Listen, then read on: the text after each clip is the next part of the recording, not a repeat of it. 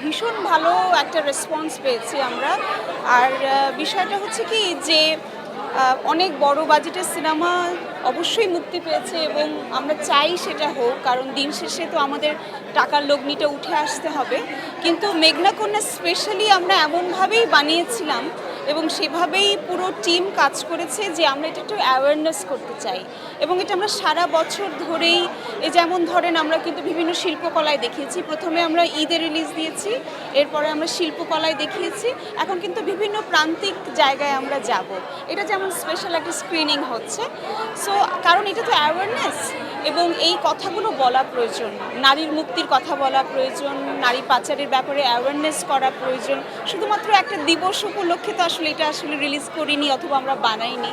So সেই জায়গা থেকে মানে যেই পরিমাণ ভালো রেসপন্ড আমরা পাচ্ছি এবং মানুষ বারবার বলছে যে আমরা এরকমই ছবি চাই যেখানে আসলে কিছু একটা নিয়ে বাড়ি ফেরা যায়। অবশ্যই এন্টারটেনমেন্ট প্রয়োজন, কিন্তু সেটার সাথে সাথে কিন্তু আমাদেরকে সমাজের বাস্তব চিত্রগুলোও তুলে আনাটা খুব জরুরি। প্রথম কথা হচ্ছে যে আমি এই ধরনের চরিত্রের সাথে আমার কখনো বাস্তবে দেখা হয়নি।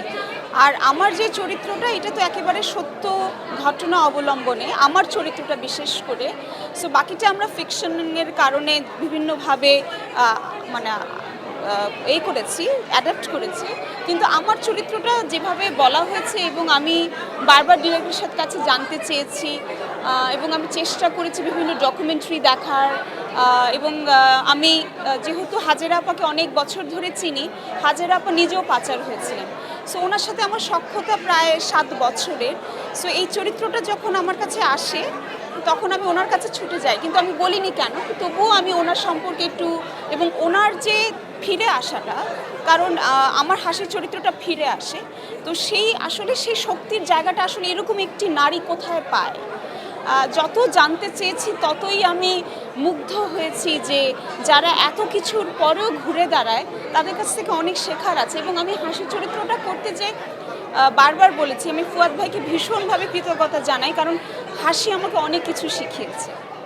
দেখুন, আমি আমারটা বলতে পারি, আমি চেষ্টা করি যে যদি যেমন ধরেন মেঘনা কন্যার প্ল্যানিংটাও খুবই ঠিকঠাক ছিল এবং তারা আমাকে আগে থেকে জানিয়েছে এবং আমার কাছে মনে হয় কি যখন আমি একটা ক্যারেক্টারের জন্য হ্যাঁ বলি, সেটা যদি নাটকও হয়, সেটা আমার থিয়েটারও হয়, আমি না এটার দর্শককে পৌঁছানো পর্যন্ত এটা আমি মনে করি এটা আমার দায়িত্ব। কারণ এমনিতেই মানুষ হলে আসে না, তার উপরে ধরেন আমার গল্পটাই একটু ভিন্ন ধরনের, খুব বেশি কমার্শিয়াল এলিমেন্ট নাই।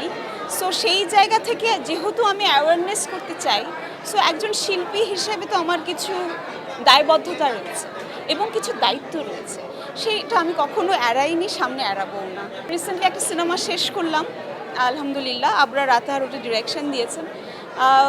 আমি নেক্সট মান্থে আরেকটি সিনেমা করতে যাচ্ছি, সেটা এখনই না বলি, জুনের 5 তারিখ থেকে শ্যুট করব। সো এই তো, তারপরে একটা থিয়েটার করব।